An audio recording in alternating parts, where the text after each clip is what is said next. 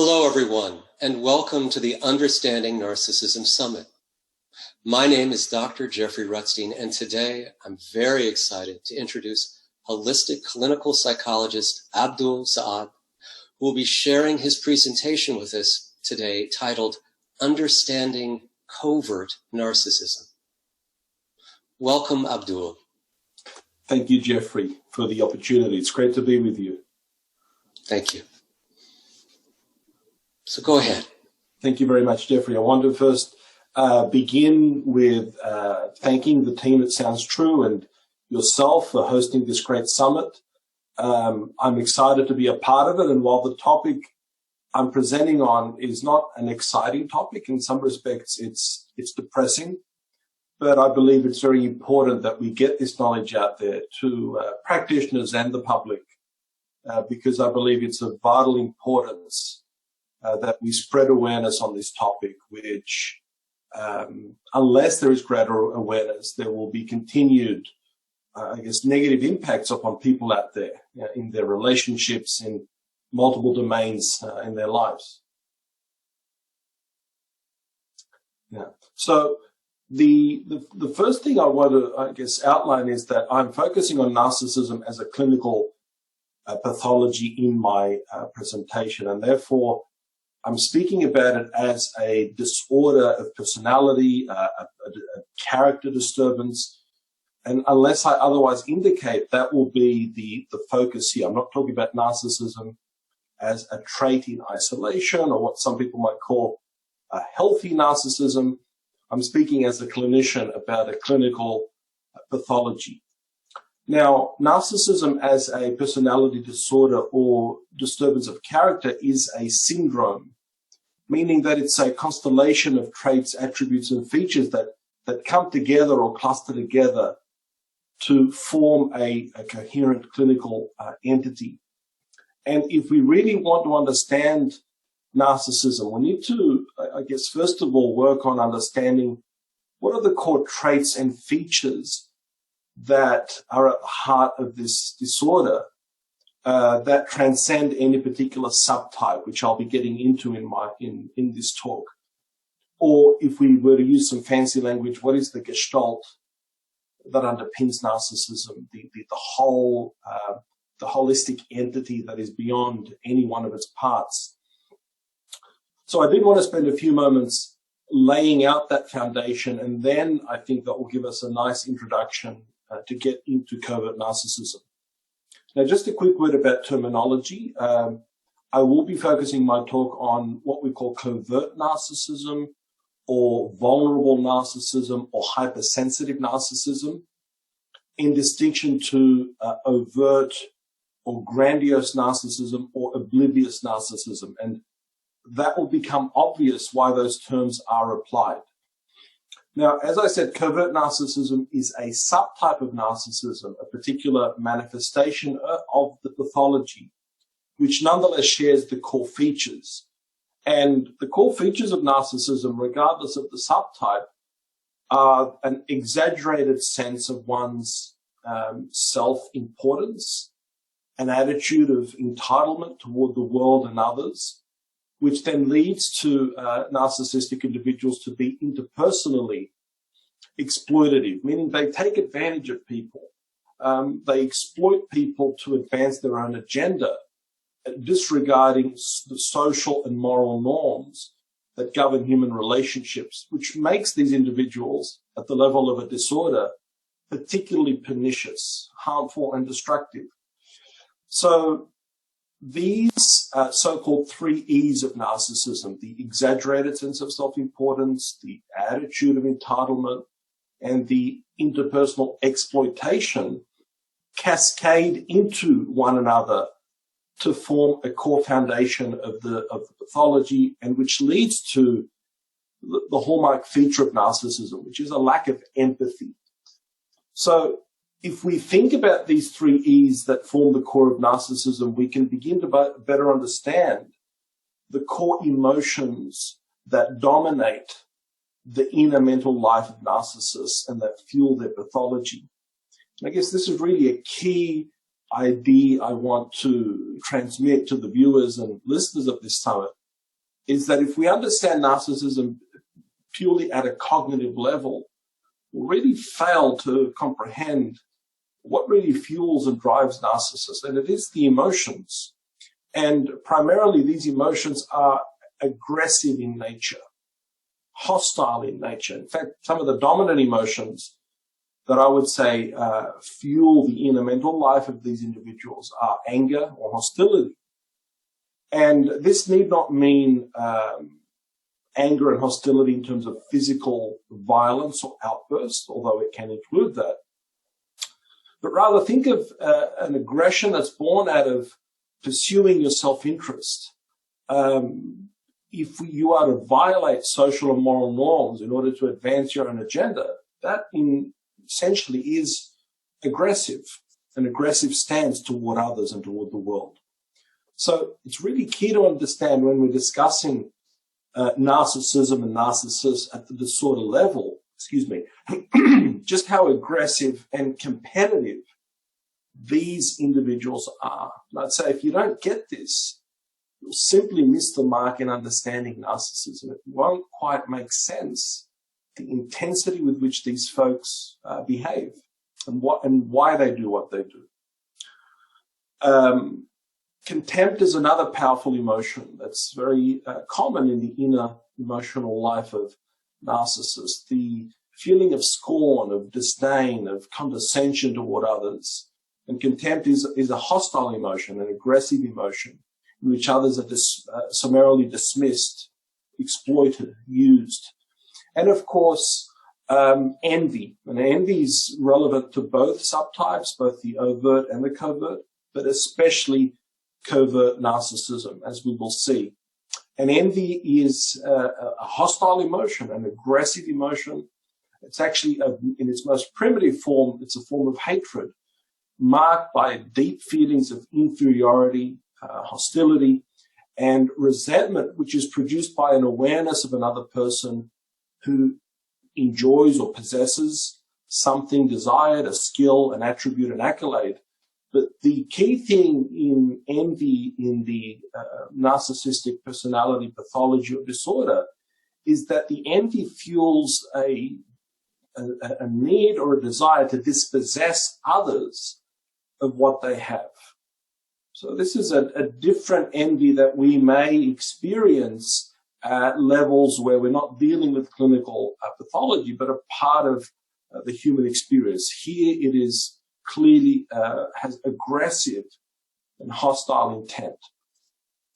So what I hope that you can see already with my initial presentation so far is the central role of aggression in the inner mental and emotional life of narcissists, because all of these emotions that I've listed are innately aggressive, and it's emotions that fuel behavior. It's emotions that fuel the cognitive architecture that I'll be describing in detail that underpins covert narcissism.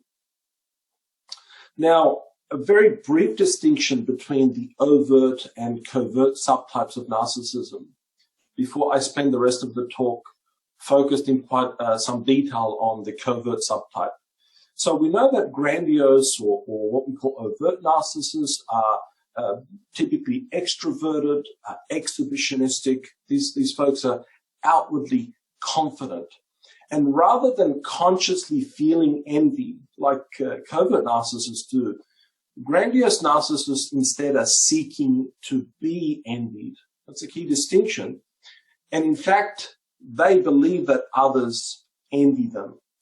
Why do they believe this? Because for grandiose narcissists, for overt or what's called oblivious narcissists, they actually believe in their superiority, in their brilliance, and they believe that it has manifested in the world, that they can point to achievements, they can point to things that prove their superiority over others.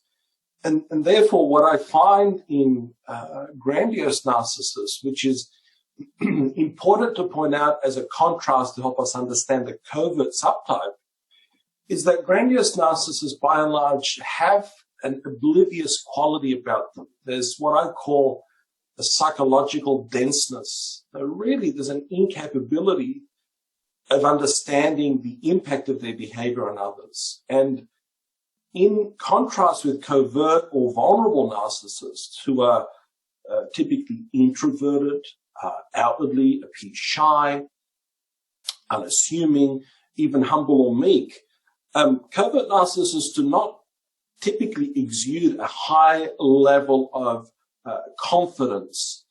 They in fact have high levels of anxiety, or a trait psychologists call neuroticism, which gives them more of a sensitivity to feeling shame, to brooding, to worrying, to feeling resentment and envy, increased rates of negative emotionality. And with covert narcissists, rather than believing that others are envying them, they are in fact painfully envious of others. They are painfully compare themselves to others and often find themselves lacking. Excuse me. I'd also point out that compared to what I call the psychological denseness or obliviousness of grandiose narcissists, covert narcissists are in fact much more psychologically sophisticated. Whereas with the grandiose narcissists, we see this obliviousness, this reduced ability to pick up or to intuit social cues, and there's more of a focus on performing to an audience. Covert narcissists are in fact tracking whether they feel included or excluded. They're honing in on individuals in a group. Some writers have suggested that these individuals at the pathology level have something that could be called malignant intuition. There's an ability to detect weakness, upset, distress in others, and really hone in on this and exploit it, as I'll be explaining. So in the covert narcissists, we see a particular attunement to social cues. They're typically a lot more confident in one-to-one interaction. And this is where we can say covert narcissists can, in inverted commas, come to life, where we can fully see their workings of their covert aggression, the manipulation, which is much more difficult to observe if we are looking at them in a group setting or as members of a group. It's really in that one-to-one interaction that individuals who've experienced the hostility these folks can dish out say that's when it really comes into full force. And when a seemingly meek, naive individual can really turn on a level of charm and seduction, but in a very specific way, which again, I'll be going into. So let's actually do that. Let's look more closely at the inner dynamics of covert narcissists. Now, the first thing to understand is that covert narcissists are a lot more complex than grandiose narcissists because they experience themselves as a mix of two core self states, a grandiose state and an inferior state. So the exaggerated sense of self-importance, which is the grandiosity in the covert narcissist, is marked by a deep sense of unfulfilled brilliance and importance, unfulfilled.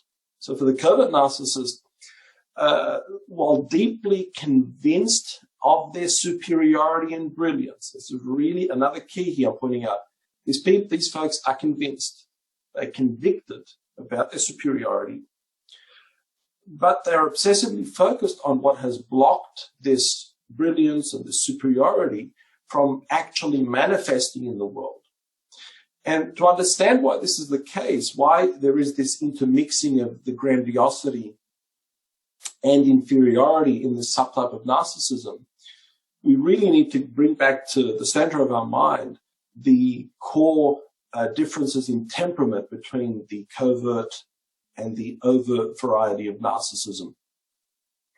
Covert being the more vulnerable, shy, hypersensitive narcissist we're focusing on, overt being the more grandiose, extroverted narcissists.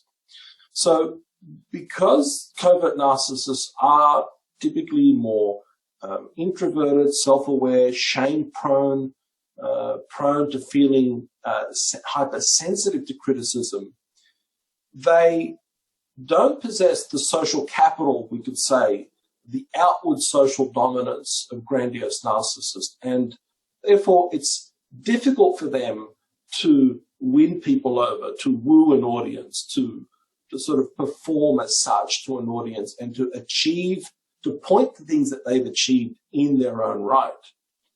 Now, recall that these folks are quite high on a trait called neuroticism, which increases their tendency to experience higher levels of negative emotionality, brooding, envy, anxiety, and this interferes with their ability to actually function in the world, to achieve things which grandiose narcissists are less encumbered by. Now, they can still achieve, but they are not usually having a whole list of things that they can point to in an exhibitionistic way, or what we could call peacocking, which grandiose narcissists are expert in. So, although we have someone who is highly sensitive to feeling shamed and slighted, who is more neurotic, they're more shame sensitive, they are still highly aggressive and are convinced of their superiority.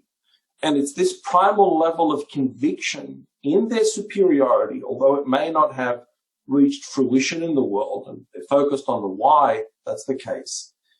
This conviction in their superiority leads to a ferocious sense of entitlement and exploitation. And you might think my language is too strong, but when you listen to the stories of clients who've in many cases had their lives destroyed by these folks, you really see how apt terms like ferocious, aggressive, and hostile are to understand the pathology. And this hostility toward others is born out of this chronic frustration of their brilliance and superiority not being recognized or not having been fulfilled in the world.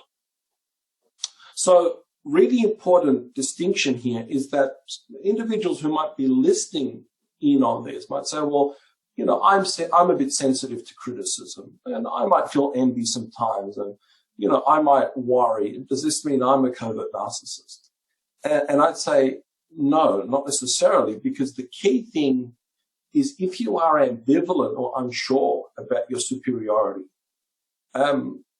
then you're going to lack the entitlement and the exploitation.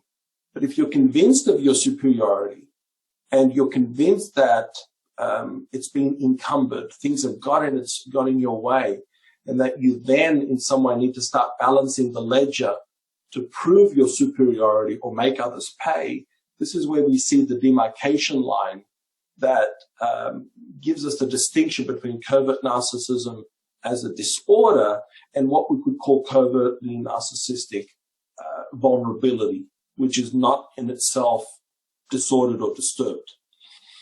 So because of this, because of the deep conviction in their superiority, but the deep frustration regarding it not having reached fruition, we could say that covert narcissists can often play and fight dirty. They are covertly aggressive, which makes them especially tricky to detect and deal with. So we're seeing the intersection of the narcissistic grandiosity with the narcissistic vulnerability in these folk. And again, owing to these temperamental differences, they're more prone to feelings of rejection and inferiority because their grandiosity is constructed in the negative. It's constructed on what could have been, on what is unfulfilled. And again, the reason why this is the case is they typically do not have access to many experiences in life that confirm their superiority. They do not see themselves as the winners in the classical sense, which is the domain of the grandiose, overt, exhibitionistic, narcissistic individuals.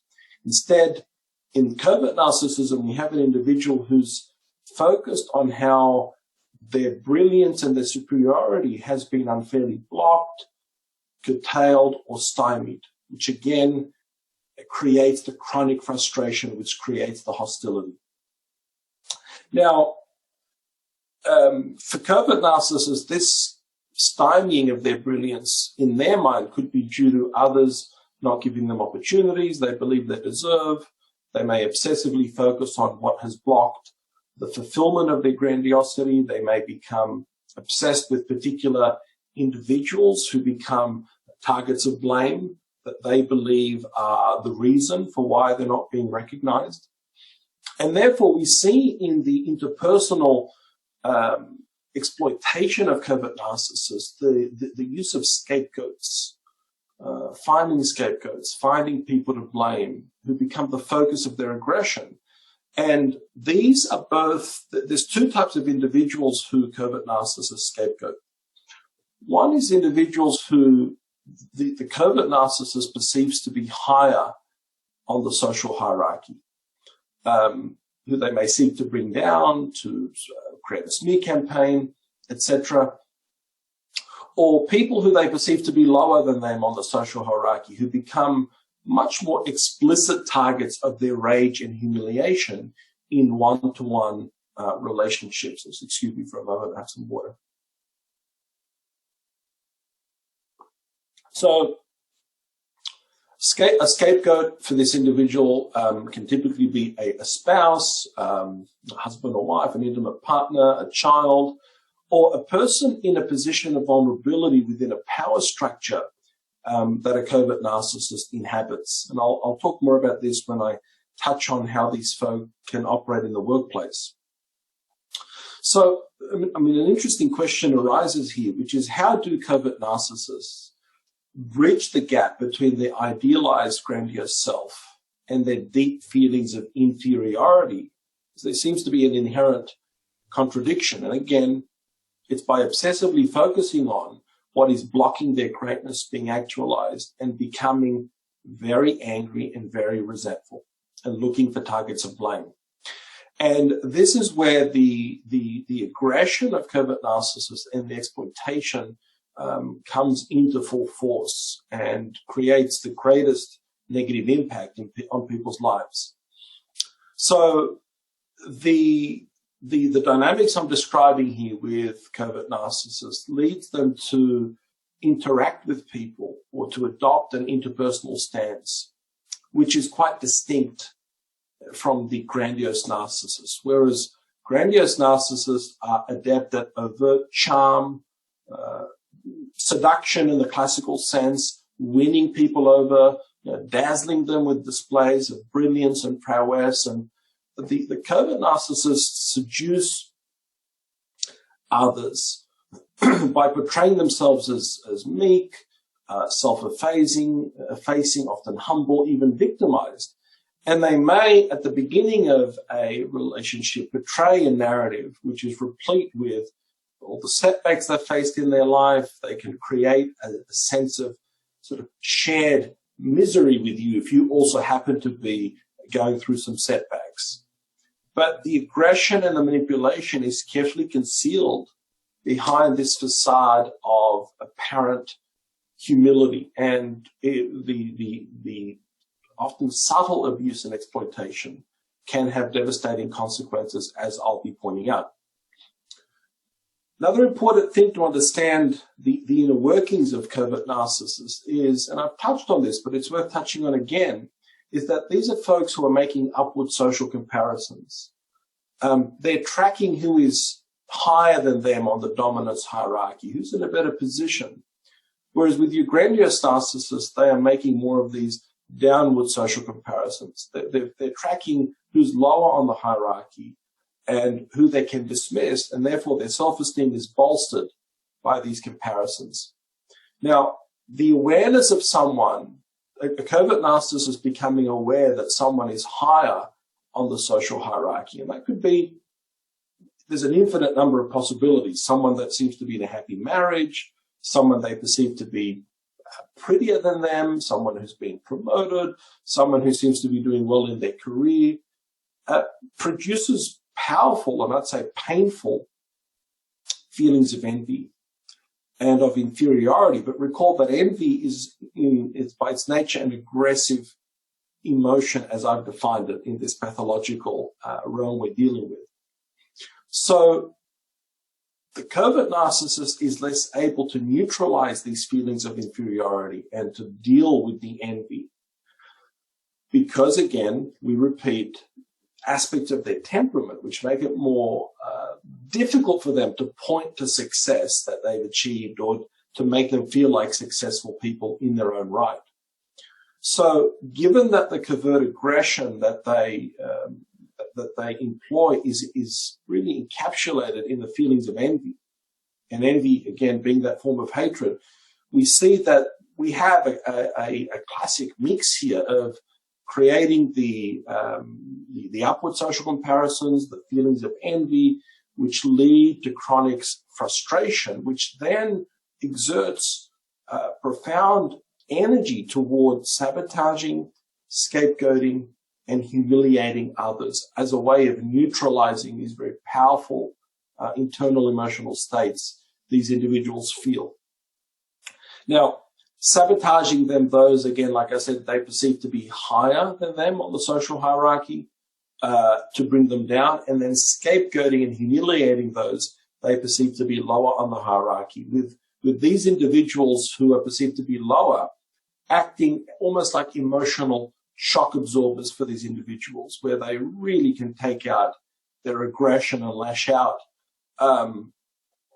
almost always with the veil of anonymity, with the veil of an intimate relationship, or as we'll see in the online world. Now, another key to understanding covert narcissistic exploitation and aggression is an emotion as well as a concept that's been outlined in the psychological literature called Schadenfreude. And Schadenfreude is a German word which means experiencing pleasure or joy at the pain of others. Now, in this context, again, we need to recall that covert narcissists experience envy consciously, and that this envy is a painful reminder of both their inferiority and their supposed grandiosity, or what could have been. So with Schadenfreude, this feeling or experience of joy at the misfortune of others, at learning about others' misfortune, about getting others to speak about their misfortune, or at actually conspiring to create misfortune in the lives of others. Schadenfreude acts as a self-enhancement strategy for covertly narcissistic disordered individuals. Because in the experience of Schadenfreude, in the experience of the joy at the misfortune of others, covert narcissists, in a sense, gain psychologically. And they gain psychologically by feeling some temporary relief from envy, because being aware of the misfortune of others provides some relief. It allows them to make a downward social comparison. And it also allows for the discharge of the aggressive energy that's contained within them, owing to the chronic frustration of their unrealized, grandiose potential that they believe they have. So if I could sum up the ethos of these individuals, it's because I have suffered, I believe I have suffered, therefore you must suffer. And again, we can see that this is a highly aggressive stance to take toward others in the world. So I want to take a closer look at this point at how covert narcissistic personality pathology manifests in various interpersonal domains. If we look at the intimate domain, romantic relationships, partner relationships, as I said, covert narcissists require a scapegoat, and will, almost always, my experience, turn their partner into a scapegoat over time. Again, to unleash this unbridled hostility, aggression that arises out of the conscious awareness of their unfulfilled and unrecognized grandiosity. They'll often engineer relationships where they are in the more powerful, superior position, and are mercilessly critiquing and putting down the other, their intimate partner. And in this respect, we begin to see themes of sadism operating in these folk. Now, the scapegoated individual, the scapegoated partner, and this extends to friendships, typically has characteristics of being highly agreeable, conflict avoidant. They're often burdened by their own strong internal critic. So throughout the relationship, these people are doubting themselves, doubting their feelings, doubting whether what they're experiencing is abuse or not. And this is also owing to the fact that covert narcissists engage in behavior that makes it really difficult for people to get a coherent sense or a continuous sense of the pathology, because they can put on the charm, act really focused on your concerns, and then all of a sudden enter into a more cruel, sadistic mode where they can make very cutting remarks, be highly unforgiving, brood, and ruminate on perceived slight. So people describe walking on eggshells with these folks. And this is where, for the clinicians out there, we see that in covert narcissistic pathology, we're getting a little bit closer in proximity to the borderline personality pathology territory. Not that these are one and the same, but there are certain elements here. And we know that with narcissism and borderline personality, they cluster together in the same family that we have historically called the cluster B, or the dramatic, erratic, overly emotional personality types. So what are some examples of how this actually manifests? Well, these are taken from cases I've actually dealt with. For example, convincing a partner to sell their property for no good reason, knowing that it would place them in financial ruin, and actually that occurring. A partner gaining, in America you use pounds and here we use kilograms, gaining, 60, 70, 80 kilograms in a relationship, being convinced that it's their fault, the weight gain under the relentless abuse, being pushed to have weight loss surgery, bariatric surgery, and then being summarily dumped over the phone once the surgery was over. Constant, as I said, criticism and the oscillation between these two modes of a more nice mode and a cruel mode in their relationships. Now, if these folks are confronted with what they're doing, if they're confronted with things feel untoward, they're highly skilled at reframing the situation to make themselves look good, look like the victims, and instill quite a lot of doubt in the individual who's pointing out perhaps a discrepancy in their behavior or pointing out to an overt instance of abuse. And their explanations seemingly make just enough sense to keep the person doubting themselves. In friendships, covertly narcissistic individuals, again, at the level of a disorder or disturbance, show an unusual or disproportionate amount of interest in our troubles, in your troubles, especially during a crisis, constantly probing for information. And what we find is that their friendships tend to be built around the problems that their friends are having. Now, of course, that can happen in an altruistic way. We want to help our friends. But what I'm pointing out here is that the covertly narcissistic individual always brings the other person back to the central focus of their problems, even when the person clearly does not want to discuss the problem. And individual will report that they feel worse after talking with these individuals, with the hyper focus on their problems and getting them to doubt their strengths, getting them to doubt themselves, often in hindsight through covertly aggressive tactics, backhanded compliments, aggressive statements, confusing statements. For example, you're too good for John. You should never have married him, might be a statement made. And actually, this was an example with someone with covertly narcissistic pathology who befriended an individual over 5 years and really chipped away at the marital relationship and was playing both partners off each other. Statements like, isn't it great that you've lost weight? I was really starting to worry about you.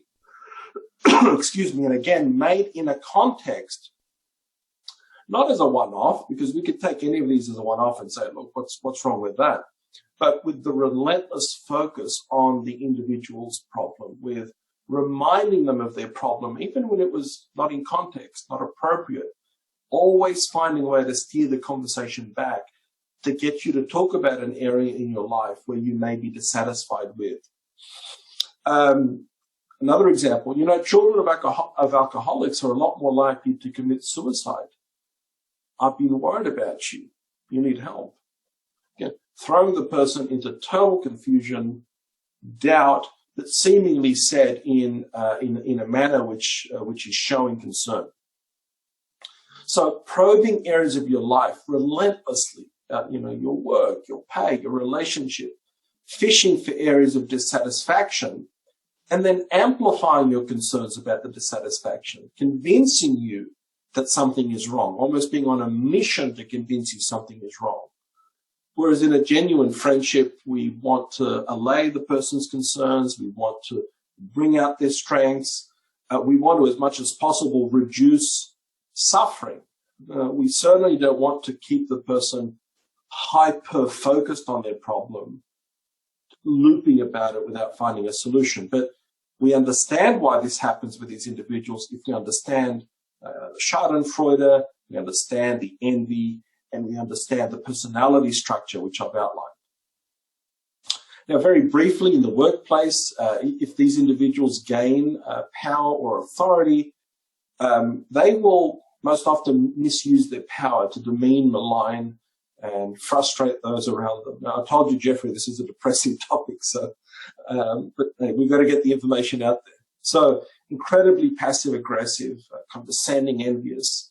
And they're often attracted to middle management positions, bureaucratic positions, where they can yield a significant measure of power, but they're not right at the top of the hierarchy that they can face the full scrutiny of their actions. They can take cover in others at the higher up on the totem pole, so to speak.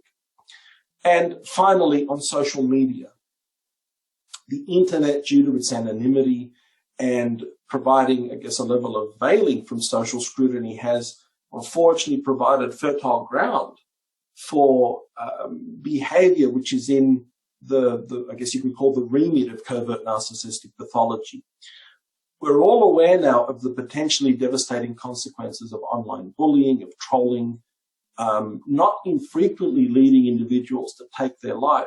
Now, in Australia here recently, we've had a high-profile case, something called catfishing. And catfishing is this phenomena where an individual sets up a fake social media profile, in this example of a celebrity, and hounded specific individuals, convincing them that this celebrity was interested in them, was dating them, and in some cases maintained an online relationship with them for many years. And when it was discovered, when one victim discovered that she had basically fallen victim to this fraud, she unfortunately took her own life. So, we see here that the pathology can really have devastating impact on people's lives. We're not just dealing with some theoretical or abstract thing in the literature, the psychological literature. It's impacting people. Now, in the very short time I have left, I do want to give the viewers perhaps some insight into the potential childhood origins of covert narcissistic vulnerability. Now, again, this area, there is a lot of discussion. There isn't a lot of certainty if we look at the psychological literature. And because these individuals don't usually come in for treatment, I mean, they can, and clinicians do see them, but there isn't a coherent sort of framework to understand the specific developmental history of these individuals. But what we can say, we can give some pointers, is that with covert narcissists, they tend to have experienced excessive parental intrusion and frustration with a little affirmation. leading to an increased experience of defeat in childhood, which later is taken out on others more aggressively. The parenting style, which tends to provide a more fertile ground, for covertly narcissistic pathology, tends to emphasize punishment and humiliation over reward. So the idea here is with covert narcissism is that the child is unable to sort of win the parents over, is unable to get the selective affirmation or affection of the parent, which is thought to be more the case for the grandiose narcissist. And therefore, they experience a chronic sense of defeat, experience themselves as, in inverted commas, losers, that they can't openly win, nor can they openly defy because of the threat of punishment. So they resist passively, and they win, in inverted commas, by seeing others lose. And I end my talk on that point. Thank you, Jeffrey. Thank you, Abdul. So let's talk a little bit about covert narcissism. You were talking about how they can seem at times like they care, and maybe they are actually genuinely caring, or at least feigning caring. Is that part of the reason that it's so hard for some people to understand that that's a form of narcissism, because of this intermittent caring? Very much so, and often because at the beginning of the relationship with such an individual, there's a lot of shared stories about maybe their struggles, your struggles, but what we find is that beyond that initial point, the conversations do shift toward your struggles primarily. So it is confusing because the demeanor of the person isn't aggressive or pathological. They're often smiling. As I said, they present themselves as self-effacing. They're often seen as kind. But the undertone is there's a relentless drive to get you to talk about your problems. And if we reflect on that for a moment, if we can sort of go into our own inner authority, something about that tells all of us that there's something missing here, there's something off here. So yes, it's difficult to detect, but if people would just pause and go into a place of deeper inner authority beyond the chattering of the mind, we can begin to clearly see that something is off. And what would be the cues that something is off? What is the person who's the partner or the friend or the subordinate of someone with covert narcissism? What do they end up feeling in their own system? What do they end up reacting with? Yeah, great question. A whole host of things. One key one is confusion. Confused about themselves, about maybe if it's in the workplace, their skills, whether they're good enough, confused about their relationship, whatever has become the target of the focus. There's a high level of confusion that develops, of ambivalence, of second guessing themselves, confused about the person who's asking all these questions, but not quite being able to connect the dots. There's a confusion, but there's like, oh, no, that couldn't be. I'm sure they're well-meaning. So confusion is a huge one. Second-guessing themselves, criticizing themselves, often for having bad thoughts about the person, or I'm sure that they're well-meaning, even though they said that. And overwhelmingly, people experience anxiety, which they can't put their finger on it. They may see therapists, they may get prescriptions for medication from their physician, and only after months or years do they realize that the continual thread in their distress has been the presence of this individual in their life. So it's, I'd say, confusion, anxiety, second-guessing themselves, a ramping up of one's internal critic are all potential warning signs. So what's interesting about this is that all the stuff that you're just listing is not like I would be sitting here if I was in that position and thinking, oh, this person is doing it to me. Instead, my experience would be, what's wrong with me? And I don't really, maybe I thought I was good at something, but maybe I'm not. And so it becomes very, you collapse in on yourself almost, it sounds like, in a relationship with a covert narcissist. Yes, absolutely. It's such a great point. So if we could use some jargon, it almost feels like ego syntonic, and that experience of collapsing in on yourself. It's like, well, that's how I feel, rather than that's how you've made me feel, because the person is amplifying inner concerns, and the folk that tend to become entrapped with these individuals tend to be more empathetic, more agreeable, give people the benefit of the doubt. These are people who haven't perhaps acquired all of the skills we need today in the modern world, and that's another topic, to develop an inner warrior energy to protect those more sensitive aspects of ourselves which we need to protect. So these people tend to be much more prone to what we call being energetically vampirized. And yeah, once that's in the system, it's like a pinball playing around in there. It's like, what is going on with me? So I could also imagine then a scenario where several people, or people who are in a relationship with someone who has covert narcissism, again, whether it's a boss or a spouse or a friend, could end up seeking therapy for themselves because they're depressed, or they feel ashamed, or they feel anxious and incompetent. And again, it wouldn't even occur to them that this has been induced. Yeah, absolutely. And I've had the experience when you pointed out in therapy, could this be? Have you thought about this? I've had the experience several times of an overwhelming sense of anxiety that overcomes the person, and then a relief as they begin to connect the dots. People not unoften collapse into tears as things begin to make sense. And you see the burden lift, that this isn't about me. I've seen people lose massive amounts of weight when they connect the dots. Anxiety lift. Things that were diagnosed as sort of chronic disorders begin to dissolve. This is why this is such an important topic that we get out there to the public, because people are suffering out there. And we need to also make sure that we're not diagnosing everyone we meet with covert narcissism, because they might annoy us or make us feel anxious. So I hope in the presentation I've given enough detail to really create that dividing line between what might be someone that's annoying you and someone that may have a more sinister side. Right. I think making that distinction is really very important. Yeah.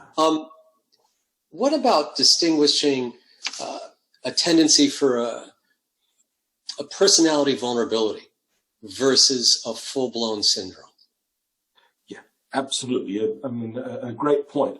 So with personality vulnerability, remember the building blocks that I talked about with covert narcissism are part and parcel of normal human personality variables, but they become imbalanced due to the aggressive nature, due to this chronic frustration of unfulfilled brilliance born out of the belief, the conviction that I am brilliant, but I've been blocked in fulfilling that.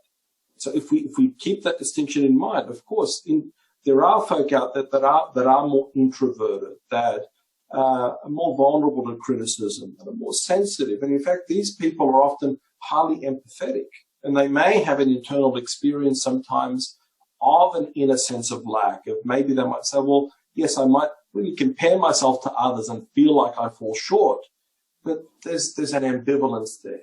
There isn't a sense of I want to dispossess others of what they have. I want to aggressively pursue them and cut them down to size. Instead, there's a withdrawal. There's a sense of where do I fit in the world. There's a sensitivity. There's an attunement, but it's not pathological, but because it's not really imbued with this aggressive hostility.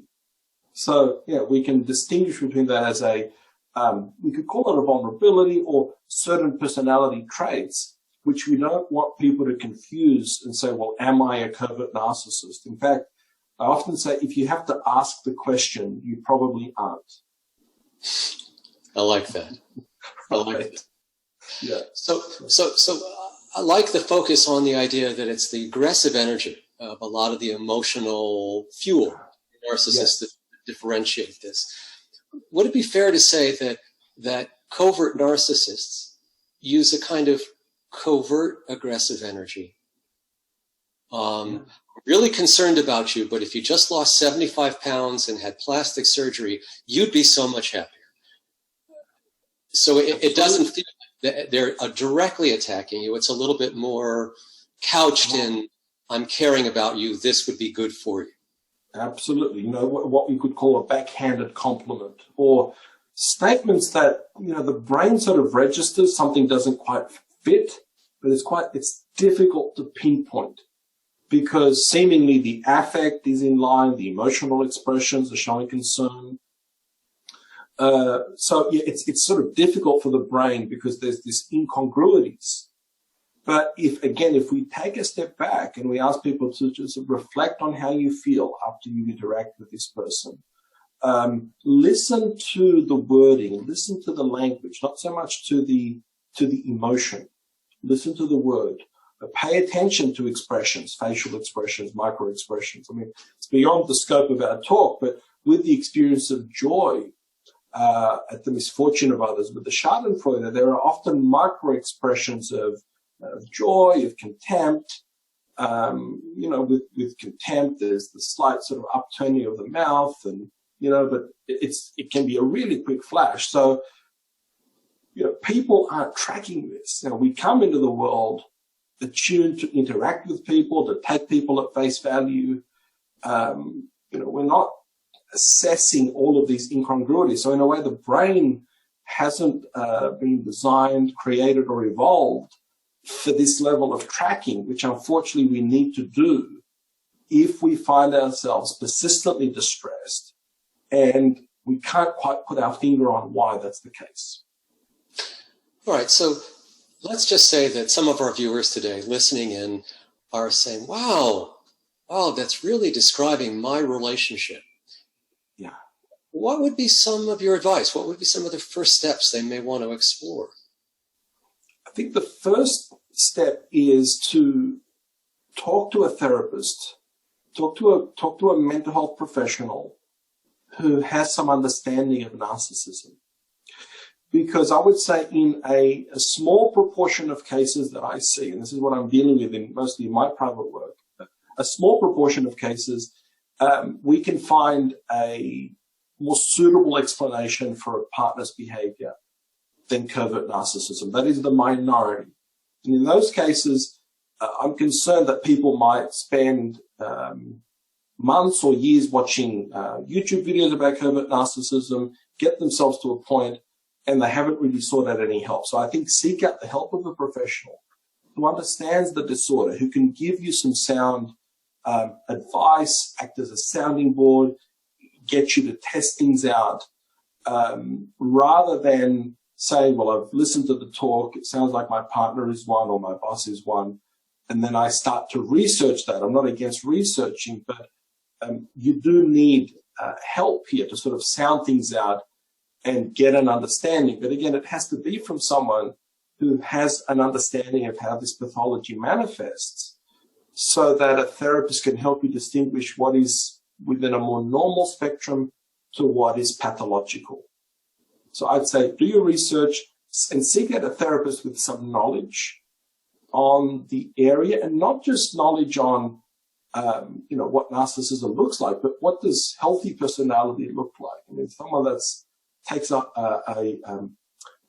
approach that looks at personality holistically, rather than, because if we become hyper-focused on pathology, we can see it everywhere, even as clinicians. So we still need to take a step back and ask the question, is there a better explanation? We need to be scientists here and say, well, if there isn't, maybe this is happening. Maybe you need to try this out, test this out, to get the guidance from a person, rather than making any decisions that are permanent or final based on an initial anxiety.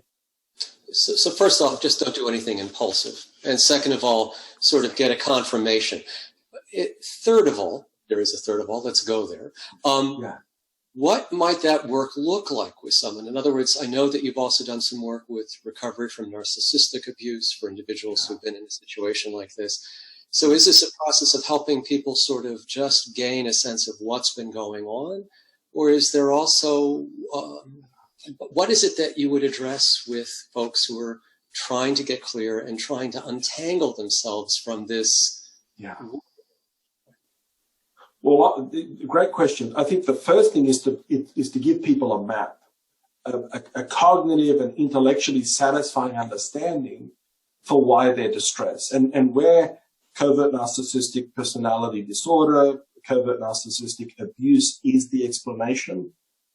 That is the key to unlocking a lot of the person's distress. So I'd say one key is to give a framework, to give insight, to give a cognitive map of what they've been dealing with.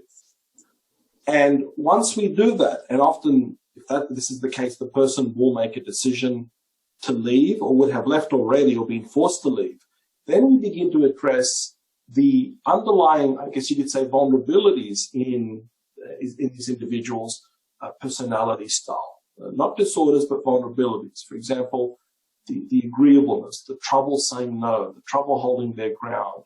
Issues from childhood will often surface, the need to please, the difficulty in receiving, in metabolizing nourishment and care from others, but feeling like I always have to give to others, which is something which individuals that are prone to narcissistic abuse often have. In core energetics, it's called an oral wound or emerging pattern. So it's really an opening to a greater understanding of themselves, to working on underlying core issues from their own childhood, and to develop what I call more of that, warrior energy, which doesn't mean becoming aggressive and hostile, but it means developing that protective energy that can actually shield our inner child, which is actually what's being vampirized by these individuals. It's the inner goodness, the innate, we could call divine qualities that people who are more empathetic so easily give up. So becoming a lot more integrated in the adult self is really the longer term work beyond dealing with the immediate effects of the trauma, developing an understanding. I'd say the other thing that I do in the earlier stages is a focus on the body.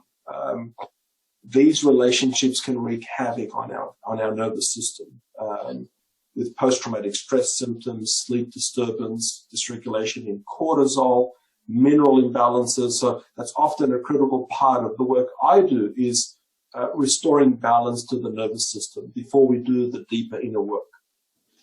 So part of what I also like in what you were saying about the agenda for therapy is that I think that many of us could have the tendency to want to scapegoat narcissists. And it's all their problem and all their fault. And what I'm hearing you saying is that for someone who has found themselves in a long-term relationship or interactions with a narcissist, a covert narcissist in particular, there's a piece of work they can do to discover what in them has led them to be vulnerable to, susceptible to this kind of manipulation. Yeah, absolutely. It really is an opening to deeper transformative work. I mean, it's a painful opening. It's very traumatic, but it is an opening. And yes, in the narcissistic abuse community, if we could call it that, one of the problems has been that I've found is that people remain stuck in the anger stage, angry at what has happened to them. And that is a very important stage to be in, but you have to pass through that stage. And for healing to occur, you actually have to deal with the grief and sorrow. And that's the inner work, because if you remain stuck at anger, healing is being blocked. So although it's great that we're getting the information out there, if this information keeps someone stuck in anger for months and years, that creates a whole other cascade of debilitating effects, even when the narcissist is long gone from their life. Exactly. Yeah. One of the themes of our summit is helping shift culture and society from me to we. Yeah.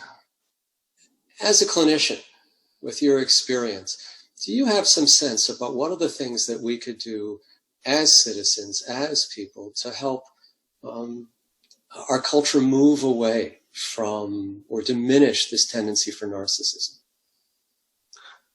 It's a great question, and it's I think you're tapping into something important there, which is, I think, people that are seeking, people that are aware of what's happening in our society. There is a sense, whether we can prove it statistically or not, that narcissism and individualism tends to be on the rise. I mean, my answer is maybe not the most sophisticated, but I think it begins with how we raise our children. The loss of the sense of civility, of the importance of being a good citizen, a good civilian, even the importance of honoring things like our parents, honoring our country, a sense of community. And that doesn't mean, if we live in a country where we disagree with our country's political stance or whatever might be happening in the world.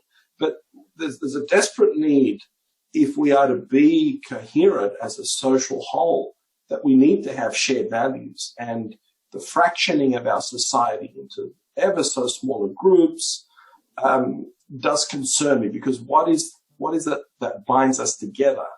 What is it that will allow me to make a sacrifice of myself for the greater good? So I think we need those common denominators in our society.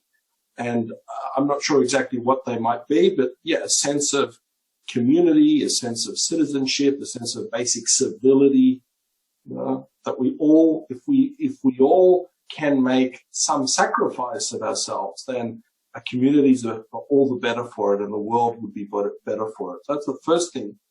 The second thing I'd say is to work on self-improvement, but through summits like this, through education, through inner growth work, because the greatest act of charity to the world is self-improvement, is gaining insight into the veiling of our ego, of our patterning. That's why I'm really passionate about a system like the Enneagram, which I use widely in my work, because it can help liberate or loosen the fixation of our typology, of our ego fixations.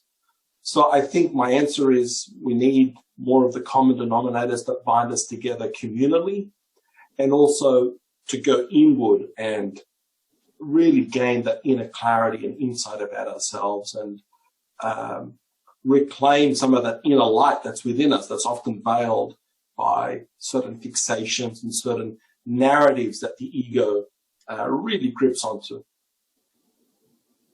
Thank you for that. And if our viewers are interested in finding out more about you or reaching out to you, what's the best place we could direct them? Best place. So my practice is called Vital Mind Psychology. I have a YouTube channel by that name, and my website is vitalmind.com.au. Vitalmind.com.au. Great. Yeah, that's right. Yes. Perfect. Right. Well, thank you so much, Abdul. I really enjoyed our time together. Thank you, Jeffrey. Me too. It's been great to meet you and to chat with you. Thank you. All right. Take care. And thank you to those of you who joined us for today's session. Please note that the recording of this session will remain accessible for free for 24 hours. And if you wish, you can purchase the entire summit with lifetime access to each recording, transcripts from each session, and bonus gifts from our presenters. For Sounds True, this is Jeffrey Rutstein. SoundsTrue.com, waking up the world.